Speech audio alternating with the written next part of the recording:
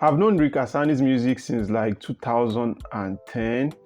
I think at the point he was still a rapper at the time, a very dope rapper called Rico Slim.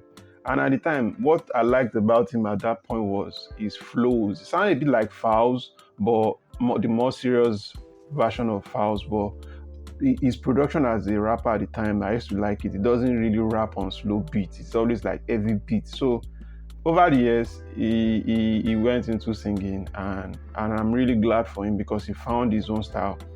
Because he is one of the big boys of R&B, even though he made a tweet at one point to say he's top 5 or whatever. I mean, probably he was just promoting his album at the time. And we have the album Ric Hassani, Lagos Lover Boy. This is his fifth album. First off, the track list 21. I saw the track list. I felt like I'm not going to listen to this, but I said let me just listen because I like a couple of his songs, and I said let's see what it looks like. And this is Lagos Lover Boy. He has 21 tracks. The skits were like let's say 4 or 5 skits, because even some of the skits I would even count it as a song, even though it's really short. So the songs I like on the album, let's just get straight into what I like, and if I have any reservations, we shall see. I like Moving Train, Isokuso. I like the song. There's something about Ric Hassani. When he's singing, it feels like he's talking, but with the melody and everything. But so I enjoy a lot of how do I say it? When he's singing, but it feels like he's talking. And again, the theme of this album seems to be how would I call it? A lover boy that got heartbroken, or get played, or a sweet momo guy that every girl likes for a few minutes. So he's venting for some time, and sometimes he's talking about himself being a proper lover boy. I like Love of My Life. The interlude, this is one of the problems I have with it. This interlude could actually be a song. And why is it an interlude? Because Dirty the Date did very well on this song. I'll call it, I'm even considering it a song. I'm not even calling it a skit or interlude or whatever it is. It's a song and I like it. I like Moving On. And this is like the Heartbroken Momo anthem, the Moving On song. Sounds like a choir song in the church a bit, but I really like it. I like My Sherry, maybe wordplay on My Sherry, but it's a beautiful song. On this My Sherry, this is the super Ric Hassani sound, because sometime on this project you could sense that he wanted that pop record, or he intentionally makes it pop, because there's a little switch you can do between R&B and pop. If you do it very well, it's very seamless. And I could notice that he's trying to be that R&B guy that can do that mainstream pop.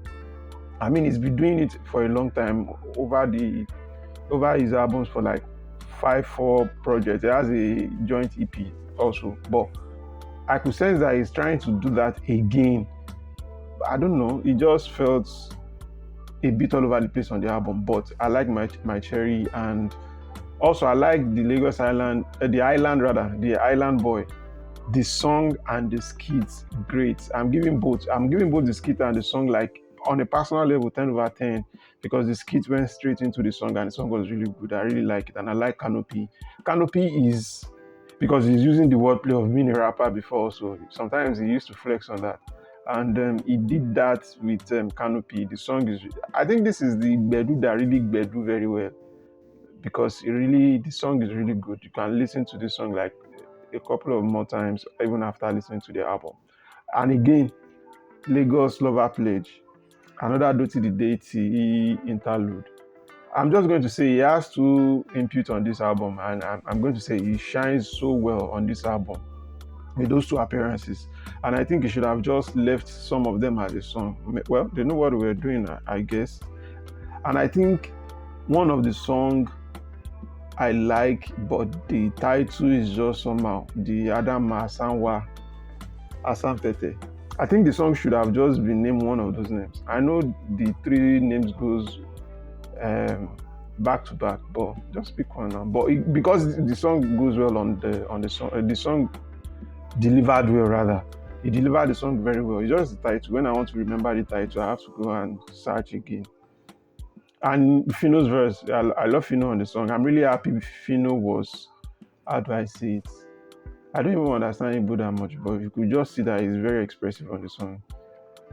So aside from maybe the title being long, I really like the song. I like Falling with Odumodu. Odumodu seems to be on a guest run where he's rapping, and even at the time now where there's a lot of conversation around who is really rapping or if Odumodu is really rapping. But Odumodu's verse was really nice on this. And yes, I like Twali. Twali is a should I say a worship song banger. Even though in that space now, people there seems to be like back and forth in terms of gospel people to say, why are you trying to go pop with music? If you want to talk to God, just talk to God in a more whatever way.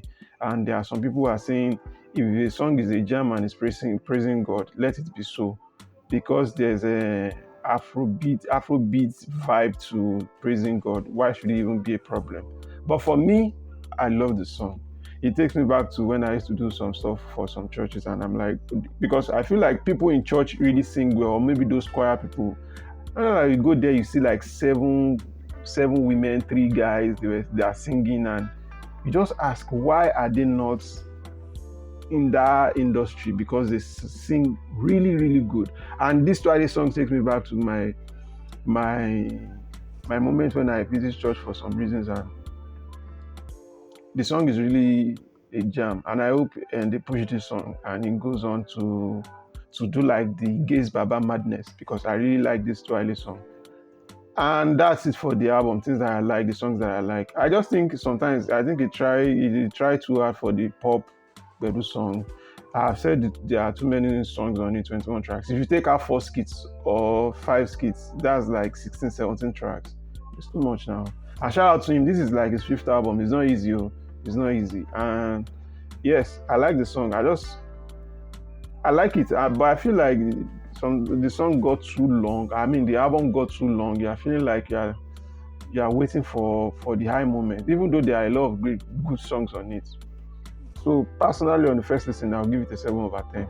I think it's a good album, because rating someone's work is always very weird. So it's not easy, because someone can just sit down and say, you know what, let's just mark this guy's podcast too. Let's give it a 3/10, which is okay. But this is just what I feel on the first listen. And whatever I feel does not really matter if the people really love it. So I'm just sharing what I think about this album. And I think it's a really good album. Enjoyable album.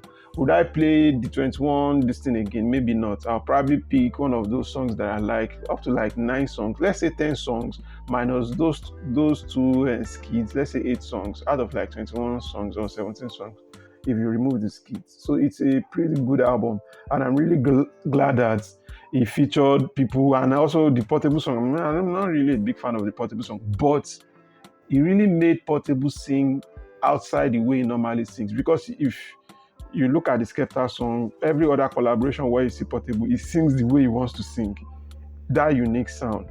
But on the 2x4, whatever the name of the song is, it sounded like Ric Hassani spoke to him and said, this is how I want you to sound. I don't know, I was not in the studio, I'm just saying. Because it sounded really different. It sounded nice on it. Maybe not my favorite song on the album, but it's still a good song. Anything can catch, and then they ride on that wave. And so we have come to the end of this episode, and this is what I think. 7/10 for me. Talk to you guys next time.